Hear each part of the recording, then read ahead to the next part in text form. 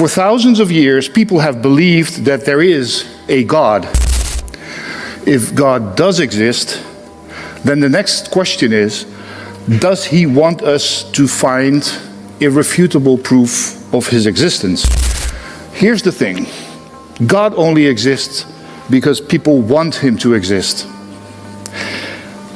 And as long as that makes people happy and they do not harass non-believers, there's nothing wrong with that. There's nothing wrong with having an imaginary friend.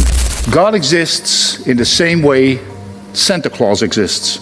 We wanted Santa Claus to exist because he brings joy and happiness and, let's not forget, presents. So we made him up. I'm not convinced about comparing God with Santa Claus, ladies and gentlemen, because have you ever met an adult that came to believe in Santa Claus? This guy says you made up God, like you made up Santa Claus, and that's fine if it makes you happy. Lennox won't dodge that. He's about to explain why a hidden God in Bethlehem beats one flipping the Eiffel Tower upside down. Miss this and you miss the actual answer. Do well to subscribe and drop your honest take in the comments below. For thousands of years, people have believed that there is a God, a supreme being, the creator and sustainer of the universe. Will there ever be a Michelson-Morley type of experiment that proves that God too is a flawed hypothesis? The answer is no. Maybe I hear a big sigh of relief. Vice versa, can we prove that God does exist? Let us assume that there's only two options. Either God exists or he does not exist. If God does not exist, then there's obviously nothing to prove.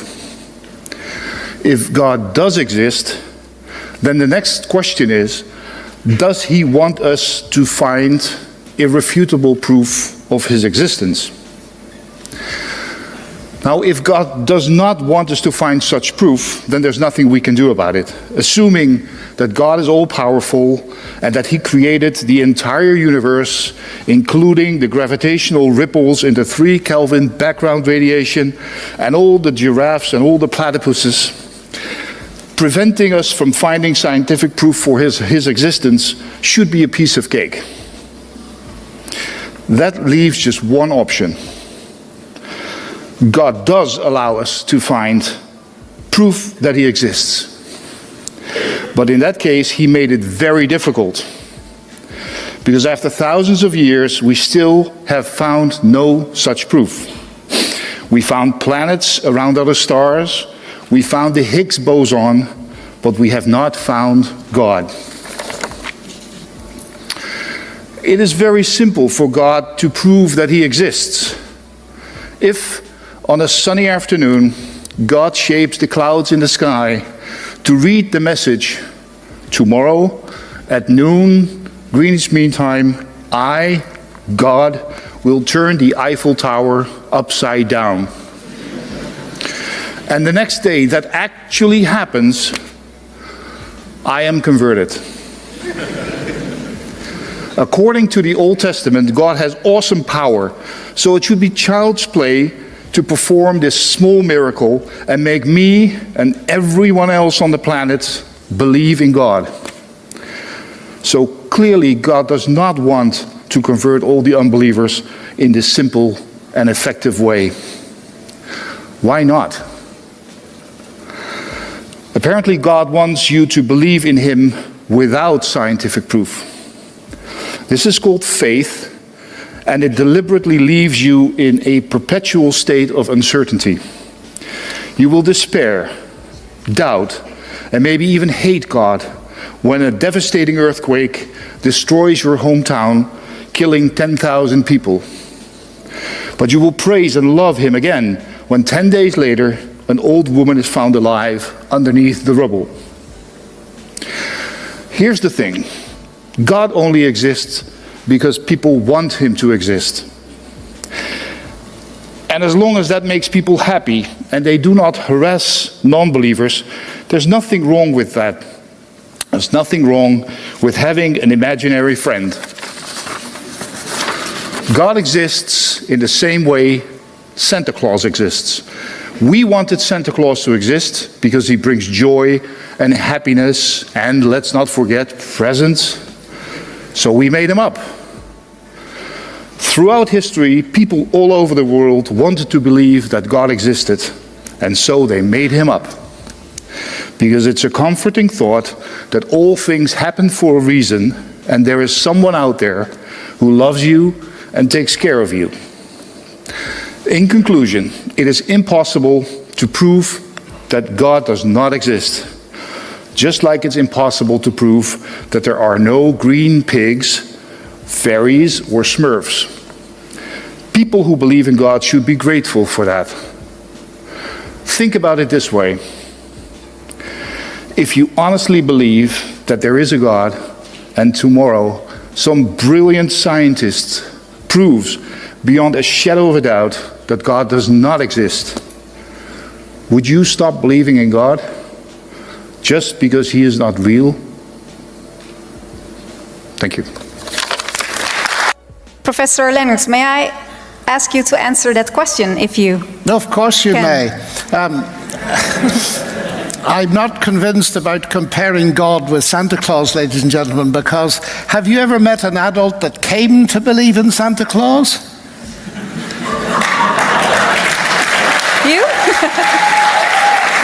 And I think this is actually very important. The Freudian argument is brilliant and it works, provided there is no God. He's a wish fulfillment. And Germany's top psychiatrist, Manfred Lutz, has just written a book to make this point. If God does not exist, the argument that God is a wish fulfillment is brilliant. But if God does exist, the very same argument proves that atheism is wish fulfillment. The desire never to have to meet God, never to have to do with God, and so on. So Manfred Lutz's bottom line as a psychiatrist is, on the substantive question whether God exists or not, Freud, Jung, or Frankl can't help you. But I think what can help you, to come to your question, I was a bit puzzled when Peter here, and we've been getting on like a house on fire in the interval, said that God hides himself. That's only to a certain extent true. I mean, one of the central points I made, ladies and gentlemen, was my major reason for believing in God is that he hasn't hidden himself. He's revealed himself in space, time, and history in Jesus Christ. And it's that specificity of the incarnation, life, death, and resurrection of Jesus and their documentation that for me is by far and away the biggest evidence that God does exist. What has often always impressed me about Christianity is this, that God doesn't force his way into our thinking. If he turned the Eiffel Tower upside down, I'd love to read the books by atheists the next day explaining how it happened. And that's not going to convince anybody. When God came into the world, he came in such a way that did not threaten people. They weren't wiped out by a colossal display of power. God came into the world almost incognito so that people could get to know him and get to see how he cared. And so, because the big thing at stake, to my mind, is human love and trust. And you don't win that by a display of magic tricks or power. You win it by what I believe happened during the incarnation. So I don't think God has hidden himself. No. But he hasn't made himself so obvious that you have to bow down whether you believe it or not. Mm-hmm. Because you cannot get people to accept a truth on the basis of force. So you have to do it another way. And the central message of Christianity is, after all, that God loved the world, not that he was going to impose something by force. I believe in God, as you heard. I come from a nation, Northern Ireland, which is reputed for religious violence. I still believe in God. I live in a world which is full of suffering.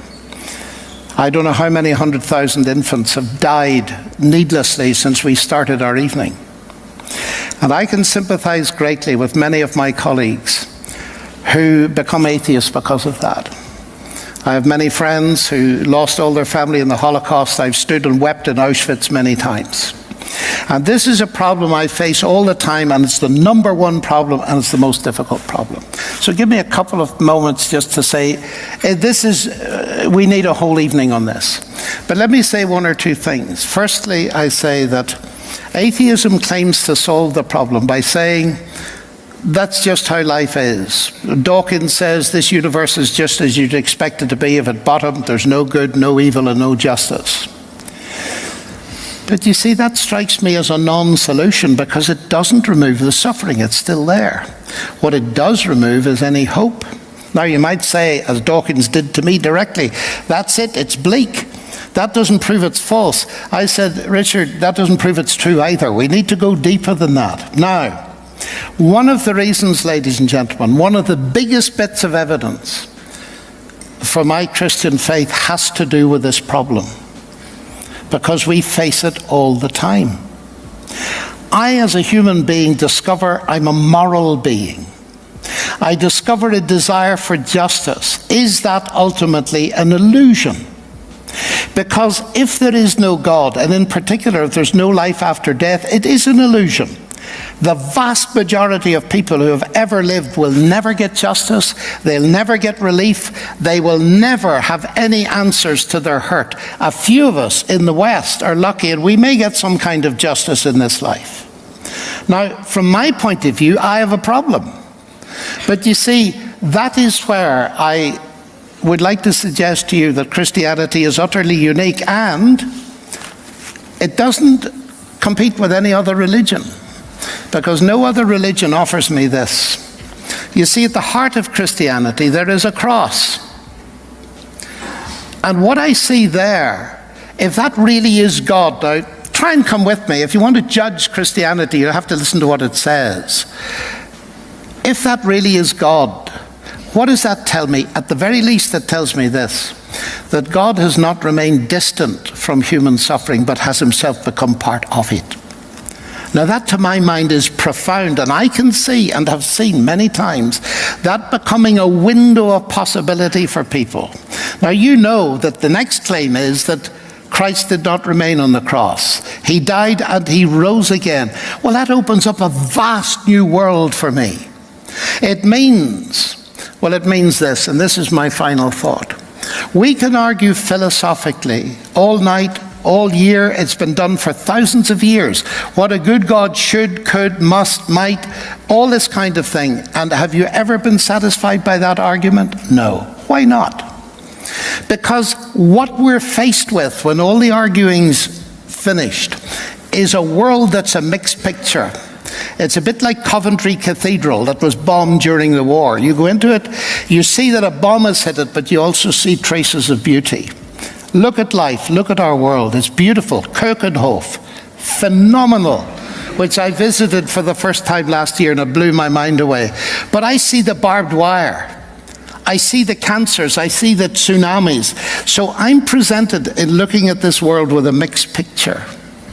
So how do I face it? Well, I ask this question. I can't solve the philosophical question. And I say, look, is there any evidence anywhere in the universe that there's a God who cares and who I can ultimately trust with the answer? My answer to that is, from personal experience and all that I've said tonight, is that although I can't answer everything, I've learned enough, and I'm speaking very personally now because it is a personal thing. I believe I can trust God with the answer. Atheism has no answer whatsoever. It has no hope to offer. Ultimate hope, it may have temporal hope. And it is utterly no solution ultimately to the problem of evil and suffering. So the atheist professor opens with a line that's supposed to end the conversation before it starts. God exists the same way Santa Claus exists. We wanted him to be real, so we invented him. And as long as it keeps people happy and they're not hurting anybody, what's the harm? That's the whole Christian faith reduced to a coping mechanism dressed up as compassion. And he doesn't stop at Santa. He goes for the hardest case he's got. He brings up an earthquake that kills 10,000 people and an old woman pulled alive from the rubble 10 days later and says that's the pattern. You'll hate God when the quake hits and love him again when the miracle happens, which just proves God's only real to you when it's convenient. That's a genuinely sharp point. If you've ever sat with a friend who walked away from faith after losing someone, you've heard some version of it. Don't let anybody tell you that's a weak argument. It isn't. Here's where it gets interesting, though. Lennox doesn't open with a counter-argument. He opens with a joke that's actually a real point. Have you ever met an adult who came to believe in Santa Claus? Stay with that for a second, because it's doing real work. The wish fulfillment theory only explains why people start believing something. It says nothing about whether the thing is true. And then Lennox does something most apologists wouldn't bother doing. He names the source. A German psychiatrist named Manfred Lutz wrote a whole book pointing out that the wish fulfillment argument cuts both directions. If God doesn't exist, sure, maybe we invented him because we wanted comfort. But if God does exist, the exact same logic says atheism is the wish fulfillment, the desire to never have to answer to anybody. Lennox isn't just trading insults here. He's showing you that you only believe that because you want it to be true is a knife that cuts the person holding it just as easily. But here's the honest part, and this is where I need you to actually pay attention instead of just cheering for your side. Lennox doesn't fully close the door the atheist opened. The deeper challenge buried under the Santa Claus joke is that a God who can't be tested either way isn't really making a falsifiable claim, and Lennox's answer to that isn't a knockout logical proof, it's something else entirely. He says God hasn't hidden himself, he's revealed himself in space and time, in history, in the actual life, death, and resurrection of Jesus Christ. That's not Lennox dodging, that's Lennox relocating the whole argument. He's saying, don't ask me to prove an abstract concept called God. Look at a concrete claim about a concrete man at a concrete moment in history, and test that instead. Whether that fully satisfies you depends on whether you think the resurrection is a historical question or a philosophical one, and that's worth sitting with, not steamrolling past. Then the atheist's Eiffel Tower dare comes back around, and here Lennox gives you the line that actually answers it. He says if God flipped the Eiffel Tower upside down tomorrow, he'd love to read the atheist's explanations the next day, because a forced miracle convinces nobody who doesn't want to be convinced. It just gets explained away. Then he says something that should stop you cold if you've ever wondered why God doesn't just settle the argument with a thunderbolt. God came into the world almost incognito, not wiped out by a colossal display of power, because the thing actually at stake is love and trust, and you don't win love by magic tricks. If you've ever had a doubt that sounded like, why won't God just prove it already? That's Lennox telling you force was never going to get you what you actually want from God anyway. Before we get to the moment that decides this whole thing, there's a piece you cannot skip past because it's Lennox's strongest philosophical move in the entire clip. He says as a human being, he discovers he's a moral being. He discovers a desire for justice. And then he asks the question that should needle anybody, believer or not. Is that desire ultimately an illusion? Because if there's no God, and especially no life after death, then it is an illusion, full stop. Now here's the moment where the performance drops and you hear an actual human being instead of a debater. Lennox brings up Northern Ireland, his own home, famous for religious violence, and says he still believes in God. And then he says he has friends who lost their entire families in the Holocaust, and that he has personally stood and wept at Auschwitz more than once. He's not scoring a point there. He's handing the atheist's strongest weapon back to him and saying, I already know. I felt this. And a few minutes later, he says the line that matters more than anything else in the whole clip. I can't solve the philosophical question. Not I have solved it, not here's my airtight answer to suffering. He says he cannot solve it. That's the single most honest thing said in this entire segment, because it's the moment a trained debater stops performing certainty he doesn't have and tells you the truth instead. And here's why that lands harder than a clever rebuttal ever could. The atheist's whole opening move was that faith is just people refusing to face hard truths. Lennox just faced one, on camera, in front of an audience, and didn't flinch from it. So where does that leave the actual decision in this clips? Lennox doesn't out-argue the problem of evil. Nobody ever has, and he says so himself. What he does instead is point to the cross and say that whatever else is true, the Christian claim is that God didn't stay distant from human suffering, he became part of it. That's not a philosophy paper answer. That's a person who's wept at Auschwitz telling you he can trust God with a question he can't fully answer because of what he believes God already did about it. Compare that to the atheist's ending move. As long as it makes you happy, what's the harm? Which sounds compassionate until you notice it never has to risk being wrong about anything because it never claimed anything was true in the first place. If you're watching this with a faith that's never been tested out loud, this is what it looks like to hold your ground without faking certainty you don't have. If your faith is wobbling right now under exactly this kind of suffering, hear what Lennox actually said. Not that he has the answer, but that he's found enough to trust the one who does. And if you clicked on this hoping to watch the Christian get embarrassed, you got a fair fight instead of a straw man, and that's worth more than a cheap win. So here's the question for the comments, and I want a real answer, not a dodge. If Lennox is right that you can't solve the suffering question philosophically and can only trust God through it personally, is that faith or is that giving up on the question too soon?